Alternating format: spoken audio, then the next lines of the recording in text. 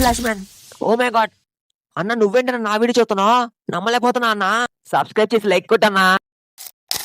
ఎస్ఏ20 league లో Sunrisers ప్రభంజనం 2023, 2024, 2026 4 season లో 3 కప్పులు మావే మావే మావే మావే.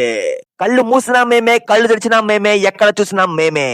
టాప్ రన్ స్కోరర్ గా డికాక్ కి first rank, top wicket taker గా నార్జే కి సెకండ్ ర్యాంక్ అండ్ జాన్సన్ కి fourth rank. Player of the series గా డికాక్ కి మళ్ళీ ఫస్ట్ ర్యాంక్. ఎస్ఏ20 లోనే కాదు, మరే లీగ్ లో కూడా ఇలాంటి ఫలితాలు లేవు లేవు లేవు. టాస్ గెలిచిన సన్ రైజర్స్ బౌలింగ్ ఎంచుకుంది.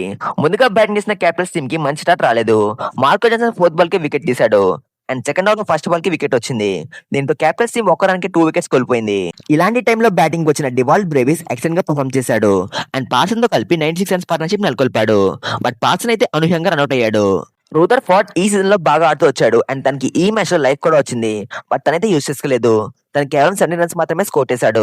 ఇంకో ఎండ్ లో డివాల్డ్ బ్రేవిస్ అయితే 26 బాల్స్ 50 కొట్టాడు అండ్ 56 బాల్స్ లో 101 రన్స్ కొట్టేశాడు.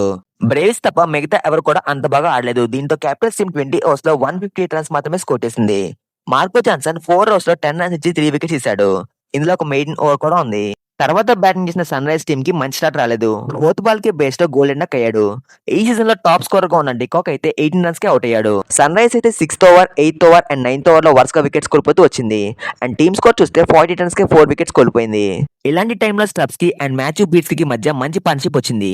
బీట్స్ కి అయితే ఇనిషియల్ గా స్లోగా స్టార్ట్ చేశాడు. 36 బాల్స్ లో 37 రన్స్ మాత్రమే స్కోర్ చేశాడు కానీ కరెక్ట్ టైంలో ఫైర్ అయ్యాడు. లాస్ట్ 5 ఓవర్స్ లో 62 రన్స్ కొట్టాలి.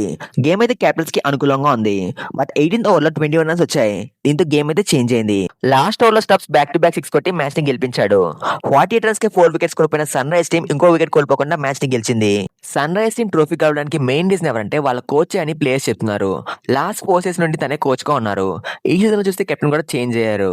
మొదటి 3 సీజన్ లో మార్క్రమ్ కెప్టెన్ గా ఉన్నాడు కానీ ఈ సీజన్ లో స్టబ్స్ ని కెప్టెన్ చేయడం అండ్ టీమ్ లో యంగ్ ప్లేయర్స్ తో పాటు ఎక్స్పీరియన్స్ ప్లేయర్స్ ని తీసుకోవడంలో కోచ్ రోల్ ఉందని తెలుస్తుంది. సెంచరీ కొట్టిన డివాల్డ్ బ్రేవిస్ కి man of the match award లభించింది. మరి మీకు ఏ ప్లేయర్ పర్ఫార్మెన్స్ నచ్చిందో కామెంట్ చేయండి. వీడియో నచ్చితే లైక్ చేయడం పర్లేదు కానీ హైప్ చేయండి. ఛానల్ ని సబ్స్క్రైబ్ చేయడం పర్లేదు కానీ గంట కొట్టండి. దేవుడు ఉన్నాడా లేడా? దేవుడు అంటే ఎవరు? మన ఛానల్ ని సబ్స్క్రైబ్ చేసిన వాళ్ళు.